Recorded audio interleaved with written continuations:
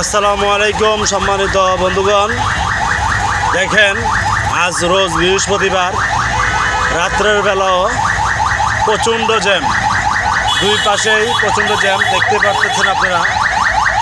এত জ্যাম মানে বলাবিহীন, কী বলবো আর।